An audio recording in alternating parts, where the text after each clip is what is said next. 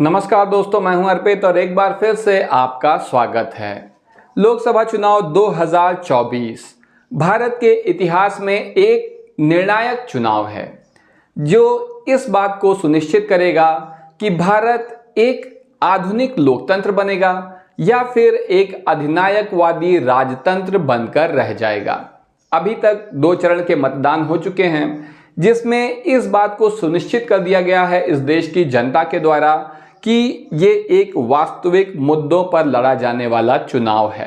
तो आइए चलिए देखते हैं कि यहाँ पर इस बार क्या होने वाला है, किस पार्टी को कितनी सीट मिलने वाली है। एक तरफ है भारतीय जनता पार्टी के नेतृत्व में एनडीए और दूसरी तरफ है इंडिया गठबंधन। तो आज हम जो बात करेंगे वो हम सट्टा बाजार के बारे में बात करेंगे कि सट्टा बाजार जो है वो किसे सत्ता दे रहा है। आमतौर पे आप जिस भी सर्वे को देखते हैं तो वो सर्वे हमेशा किसी न किसी राजनीतिक दल के पक्ष में झुके हुए होते हैं, लेकिन सट्टा बाजार जो है वो कभी भी किसी के पक्ष में इसलिए नहीं झुकता क्योंकि इसका उद्देश्य होता है लाभ कमाना। आपने क्रिकेट में देखा होगा कि जब 2 देशों के मैच होते हैं, मान लीजिए भारत पाकिस्तान का हो रहा है, तो जिसकी टीम मजबूत होती है उस पर लोग ज़्यादा पैसे लगाते हैं कि ये टीम जीत जाएगी, और जो टीम कमज़ोर होती है तो जाहिर सी बात है कि उस पर कम लोग लगाते हैं कि हो सकता है कुछ चमत्कार हो जाए तो उन्हें उसका फ़ायदा मिल जाए। तो इसी लिहाज से यहाँ पर कोई भावनाएं नहीं जुड़ी हुई हैं समर्थकों की। अगर मान लीजिए कि मैं इंडिया गठबंधन का समर्थक हूँ तो फिर भी जब मुझे यहाँ पर सट्टा बाजार में पैसा लगाना होगा तो मैं अपनी भावनाओं को किनारे रखूँगा और जो मुझे सही लगता है, क्योंकि जैसे शेयर मार्केट में लोग अपने फ़ायदे के लिए काम करते हैं उसी तरह सट्टा बाजार में भी पैसे कमाने के लिए काम करते हैं। यहाँ पर भावनाओं के लिए कोई जगह नहीं है। तो सट्टा बाजार क्या कह रहा है कि किस पार्टी को कितनी सीट मिलेगी, ये आज हम देखने जा रहे हैं। तो आइए चलिए शुरू करते हैं। सबसे पहले हम बात करेंगे यहाँ पर ये फलोदी सट्टा बाजार, नया सट्टा बाजार को नया नाम मिला है, नया नाम दिया गया है। अब यहाँ पर जो है कर्नाटक की बात करेंगे। कर्नाटक में कांग्रेस की सरकार बनी है 1 साल पहले लगभग भारतीय जनता पार्टी को हराकर, और यहाँ पर 28 लोकसभा सीट है जिसमें से 11 भारतीय जनता पार्टी को सट्टा बाजार के अनुसार मिलेगी, जबकि इंडिया गठबंधन को 14 सीट यहाँ पर मिलने जा रही है। अन्य को 3 लोकसभा की सीटें मिलेंगी। अन्य राजनीतिक दल मतलब जो एनडीए का भी हिस्सा नहीं है और जो इंडिया गठबंधन का भी हिस्सा नहीं है। इसमें स्वतंत्र उम्मीदवार भी हो सकते हैं जिन्हें निर्दलीय कहा जाता है। इसके बाद है केरल। केरल में 20 लोकसभा सीट है और यहाँ पर भारतीय जनता पार्टी को 1 सीट भी नहीं मिल रही है सट्टा बाजार के हिसाब से, और इंडिया गठबंधन को पूरी 20 सीट मिल रही है। इसके पीछे वजह बड़ी सिंपल है कि भारतीय जनता पार्टी का केरल में कोई अस्तित्व है नहीं। यहाँ के जो 2 मुख्य दल हैं इसमें कांग्रेस है और कम्युनिस्ट पार्टी है, लेकिन ये दोनों ही प्रदेश में भले एक दूसरे के सामने हैं, एक दूसरे से टक्कर लेते हैं, लेकिन केंद्र में ये दोनों ही इंडिया गठबंधन का हिस्सा हैं। इसलिए यहाँ पर जितनी भी सीट है वो इंडिया गठबंधन को जाएगी। आगे देखते हैं, ये है हरियाणा। हरियाणा में 10 लोकसभा सीट है। भारतीय जनता पार्टी ने पिछले चुनाव में सभी सीटें 2019 में जीत ली थी, लेकिन इस बार भाजपा को सट्टा बाजार सिर्फ 4 सीट दे रहा है हरियाणा में, जो कि एक बड़ा झटका है। वहीं इंडिया गठबंधन को 6 लोकसभा सीट मिल रही है 10 में से, अन्य को कोई भी सीट नहीं मिल पा रही है। अब है राजस्थान। राजस्थान में 25 लोकसभा सीट है। कुछ महीने पहले यहाँ पर भाजपा की नई सरकार चुनकर आई है, लेकिन यहाँ पर भाजपा को 15 लोकसभा सीट मिल रही है और इंडिया गठबंधन को 9 लोकसभा सीट मिल रही है सट्टा बाजार के हिसाब से। अन्य के खाते में 1 सीट जाती दिखाई दे रही है। हिमाचल प्रदेश, पिछले लोकसभा चुनाव में 2019 में भाजपा को 4 की चारों सीट पर जीत मिली थी। इस बार 3 सीट मिल रही है। 1 लोकसभा सीट यहाँ पर इंडिया गठबंधन के खाते में जा रही है। हालांकि ये स्पष्ट नहीं है कि ये सीट कंगना रनावत की है कि नहीं, जो कि एक मशहूर अभिनेत्री हैं और अपने वाहियात बयानों के लिए जानी जाती हैं, जिनके लिए चुनाव का सबसे बड़ा मुद्दा प्रधानमंत्री नरेंद्र मोदी हैं। तो आप मुझे कमेंट सेक्शन में बताएं कि कंगना जीतेंगी या नहीं जीत पाएंगी। अगला है लक्षद्वीप। लक्षद्वीप में 1 लोकसभा सीट है और ये इंडिया गठबंधन को जा रही है। अभी कुछ दिन पहले ही हमारे यशस्वी प्रधानमंत्री लक्षद्वीप की यात्रा पे गए थे, जहां इन्होंने फोटो शूट करवाया था, और उसके बाद पड़ोसी देश मालदीव के साथ एक नया बवाल शुरू हो गया था भारत का, जो कि विदेश नीति के लिए एक बड़ी समस्या हो सकता है। ये सारी उछल कूद अपने देश में लोकल राजनीति में करना ठीक है, लेकिन जो इंटरनेशनल डिप्लोमेसी होती है वो हमेशा बहुत ही गंभीरता और कायदे से की जानी चाहिए, नहीं तो उसके बड़े नुकसान उठाने पड़ सकते हैं। अगली सीट है झारखंड, जहां पर 14 लोकसभा सीट है। बीजेपी को 6 सीट यहां पर मिल रही है, जबकि इंडिया गठबंधन को 5 लोकसभा सीट मिल रही है सट्टा बाजार के हिसाब से, और अन्य को 3 सीट मिलेगी। अगला है असम। असम में 14 लोकसभा सीट है। यहाँ पर 14 में से बीजेपी को 8 लोकसभा सीट पर जीत मिल रही है। वहीं इंडिया गठबंधन को सिर्फ 1 सीट से संतोष करना पड़ेगा सट्टा बाजार के अनुसार, अन्य को 5 लोकसभा सीट मिलेगी। बांग्लादेशी घुसपैठियों का मामला असम में काफ़ी ज़्यादा बड़ा मुद्दा होता है।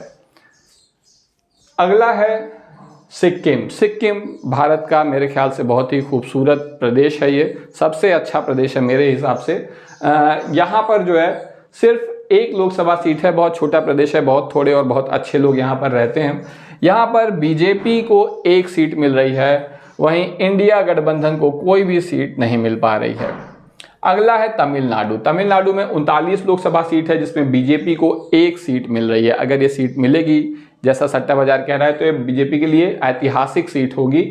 39 सीट इंडिया गठबंधन को मिल रही है। इसके पीछे वजह यह है ऐतिहासिक सीट होने के कि भारतीय जनता पार्टी, अगर आप देखें तो प्रधानमंत्री नरेंद्र मोदी पिछले 6 महीने साल भर से उन्होंने सबसे ज़्यादा अगर कहीं की यात्रा की है, कहीं सभा की है, तो वो दक्षिण भारत में केरल और तमिलनाडु हैं। इसके पीछे भाजपा की रणनीति ये है कि भाजपा के रणनीतिकारों का मानना है कि उत्तर प्रदेश में जो उनकी शानदार बढ़त है, जो उनका बेहतरीन प्रदर्शन है, वो हमेशा कायम नहीं रह सकता। भाजपा उत्तर भारत की 200 में से लगभग 180 सीटें जीत जाती है, लेकिन ये हमेशा कायम नहीं रह सकता, कभी ना कभी इसमें कमी आएगी। तो जो कमी आएगी उसे दक्षिण भारत से पूरा करेंगे। तो सट्टा बाजार के हिसाब से भाजपा को यहाँ पर 1 सीट मिल जाएगी तमिलनाडु में, जबकि अन्य जो सर्वे हैं उसमें हमने देखा है कि कोई भी सीट नहीं मिलती दिखाया गया है अभी तक। तो अब इसमें क्या ज़्यादा सही होगा? मुझे सट्टा बाजार पे ज़्यादा भरोसा है, क्योंकि इसमें लोगों का पर्सनल इंटरेस्ट है और कोई भी अपनी मर्जी या अपनी इच्छा के हिसाब से काम नहीं करता। आगे देखते हैं पंजाब। पंजाब में 13 लोकसभा सीट है। बीजेपी को सिर्फ 2 सीट ही मिल रही है। इसके पीछे किसान आंदोलन भी एक बहुत बड़ी वजह है, लेकिन पंजाब में कभी भी भाजपा मुख्य पार्टी नहीं है। मुख्य 2 पार्टी क्या 3 पार्टी में भी नहीं है, हमेशा चौथे 5वें नंबर की पार्टी रहती है। तो भाजपा को यहाँ पर 2 सीट मिल रही है, इंडिया गठबंधन को 10, अन्य को 1 सीट मिल रही है। त्रिपुरा में 2 लोकसभा सीट है। भाजपा और इंडिया गठबंधन दोनों को ही 1-1 सीट सट्टा बाजार के अनुसार मिलेगी। आगे हम बात करेंगे गोवा की। गोवा भारत का सबसे बड़े टूरिस्ट स्पॉट में से एक है। 2 सीट है यहाँ पर, बीजेपी को 1 और इंडिया गठबंधन को 1 मिलेगी। यहाँ पर आम आदमी पार्टी भी अब काफ़ी मजबूत हो चुकी है, जिसका कांग्रेस से गठबंधन है, जिसका यहाँ पर फायदा मिल रहा है।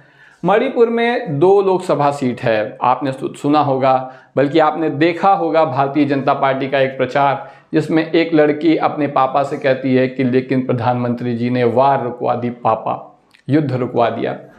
तो हमारे प्रधानमंत्री, इस देश के यशस्वी प्रधानमंत्री, रूस में, यूक्रेन में, इजराइल फिलिस्तीन में तो युद्ध रुकवा देते हैं, लेकिन हमारे अपने देश मणिपुर हमारे अपने देश में ऐसी जगह है जो 1 साल से लगभग जल रहा है, लेकिन इसको नहीं रुकवा रहे हैं। तो मेरा निवेदन है प्रधानमंत्री जी तक पहुंचाइए कि मणिपुर में भी वॉर रुकवा दें, तो जिससे थोड़ा हमारे अपने देश के लोग भी चैन से जिएं। अगला है उड़ीसा। उड़ीसा में 21 लोकसभा सीट है, जिसमें से भारतीय जनता पार्टी को 9 सीट मिल रही है। वहीं बीजू जनता दल, जो कि यहाँ के मुख्यमंत्री हैं नवीन पटनायक, इनके पिताजी थे बीजू पटनायक, जिनकी अब मृत्यु हो चुकी है, उनके नाम पर ये पार्टी है बीजू जनता दल। तो इन्हें जो है 3 लोकसभा सीट मिल रही है, अन्य को 9 लोकसभा सीट यहाँ पर मिल रही है। आगे हम बात करते हैं आंध्र प्रदेश की, जहाँ पर 25 लोकसभा सीट है। यहाँ पर भारतीय जनता पार्टी को कोई भी सीट नहीं मिल रही है। दक्षिण भारत में भाजपा मजबूत नहीं है, उत्तर भारत में काफ़ी मजबूत है। तो यहाँ पर एक भी सीट नहीं मिल रही है। इंडिया गठबंधन को 25 लोकसभा सीट यहाँ पर मिल रही है, अन्य को कोई सीट नहीं मिल रही। अन्य को कोई सीट नहीं मिलना भाजपा को 3 सीट दिल्ली में मिल रही है, 7 लोकसभा सीट है यहाँ पर, जो कि पूरी की पूरी भाजपा ने पिछले लोकसभा चुनाव में सभी जीत ली थी 2019 में। इस बार सट्टा बाजार के हिसाब से दिल्ली में 7 में से भाजपा को 3 और इंडिया गठबंधन को 4 लोकसभा सीट मिल रही है, जो कि भाजपा के लिए एक बड़ा झटका है। आगे देखते हैं पश्चिम बंगाल 42 लोकसभा सीट। यहाँ पर भाजपा ने काफ़ी अच्छा प्रदर्शन किया है सट्टा बाजार के हिसाब से कि 42 में से 20 सीटों पर भारतीय जनता पार्टी को जीत मिल रही है। वहीं टीएमसी यानी तृणमूल कांग्रेस ममता बनर्जी की पार्टी को 22 सीट मिल रही है।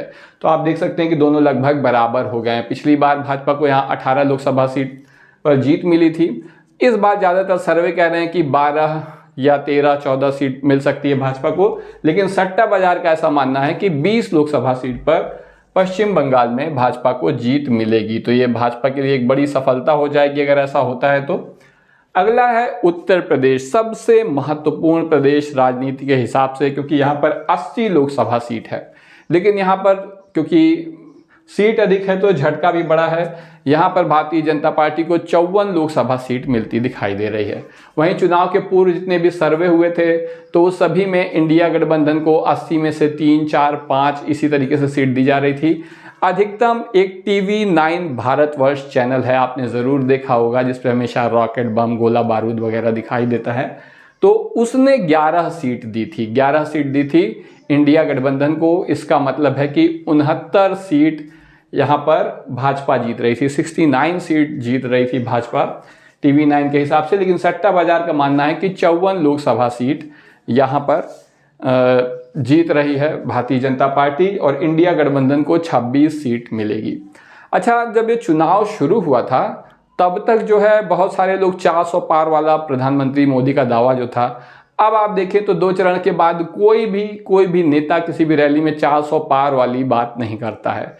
इसी तरह मेरे चैनल पर भी बहुत सारे लोग कमेंट सेक्शन में आते हैं 80 में 80 की बात करते थे। बहुत दिन हो गया ये 80 में 80 वाला कमेंट सुने। तो अगर आप में से कोई जोशीला नौजवान भारतीय जनता पार्टी का समर्थक हो तो प्लीज़ वो 80 में 80 वाला कमेंट कर देते। कई दिन से देखने का मौका नहीं मिला है तो बड़ा अजीब लगता है। पहले हर बात पे कुछ भी बोलो तो 80 में 80 आ जाते थे। आप लोग कहाँ चले गए हैं, दिख नहीं रहे आजकल। तो अब है अंडमान निकोबार, जहाँ पर 1 सीट है और बीजेपी को 1 सीट यहाँ पर मिल जाएगी। इंडिया गठबंधन को कोई भी सीट नहीं मिलेगी। अगला है चंडीगढ़। चंडीगढ़ में 1 लोकसभा सीट है। असल में अपने कुछ दोस्तों की मुझे याद आ गई जो यही 80 में 80 और 400 पार वाली बात है, तो इसीलिए थोड़ा हंसी आ रही है, आप लोग बुरा मत मानिएगा। तो चंडीगढ़ में जो है 1 लोकसभा सीट है और बीजेपी को यहाँ पर कोई भी सीट नहीं मिल पा रही है। चंडीगढ़ एक केंद्र शासित प्रदेश है, पंजाब और हरियाणा की संयुक्त राजधानी है और यहाँ पर इंडिया गठबंधन को 1 सीट मिल रही है।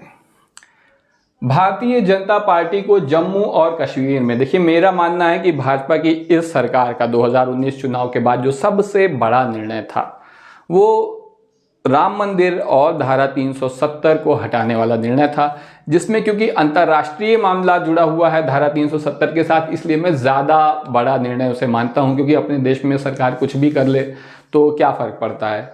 लेकिन धारा 370 को भाजपा ने हटाया था, लेकिन उसके बावजूद यहाँ पर भारतीय जनता पार्टी को 1 सीट भी नहीं मिल रही है। हालांकि बड़े बड़े दावे किए जाते हैं कि अब कश्मीर में बहुत शांति आ गई है, जनता खुशहाल है और वो वोट करेगी बीजेपी के लिए, लेकिन ऐसा कुछ होता दिखाई नहीं दे रहा है। बीजेपी को कोई सीट नहीं मिल रही है, इंडिया गठबंधन को 5 सीट यहाँ पर मिल रही है। आगे देखते हैं, अगला है छत्तीसगढ़, जहाँ पर 11 लोकसभा सीट है, जिसमें से भारतीय जनता पार्टी को 7 और इंडिया गठबंधन को 4 लोकसभा सीट मिलेगी सट्टा बाजार के हिसाब से। आगे देखते हैं महाराष्ट्र। महाराष्ट्र में 48 लोकसभा सीट है। उत्तर प्रदेश के बाद सबसे अधिक सीट महाराष्ट्र में है। यहाँ पर भारतीय जनता पार्टी अच्छी खासी मजबूत थी, लेकिन हुआ ये कि इनका जो मुख्य सहयोगी दल था शिवसेना, वो कांग्रेस और एनसीपी यानी शरद पवार जी की पार्टी है, उसके साथ जाकर उसने जो है सरकार बना ली पिछले विधानसभा चुनाव के बाद और भाजपा यहाँ अकेली पड़ गई। लेकिन भाजपा भी कम नहीं है, आप जानते ही हैं कितनी ताकत है भाजपा के पास। तो उन्होंने शिवसेना के 2 टुकड़े कर दिए और उनसे पार्टी का नाम निशान सब कुछ छीन लिया उद्धव ठाकरे से।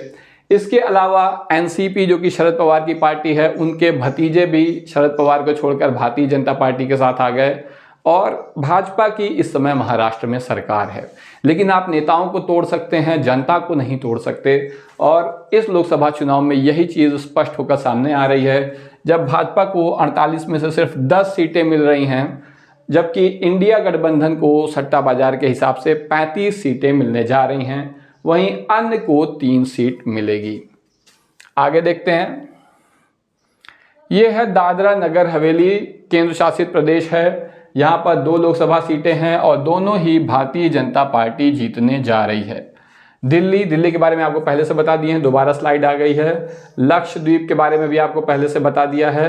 और पांडिचेरी, ये भी एक केंद्र शासित प्रदेश है, एक ही सीट है, जो कि ना भाजपा को मिलेगी ना इंडिया गठबंधन को, कोई अन्य यहाँ का क्षेत्रीय दल है जिसे यहाँ पर यह सीट मिलने जा रही है।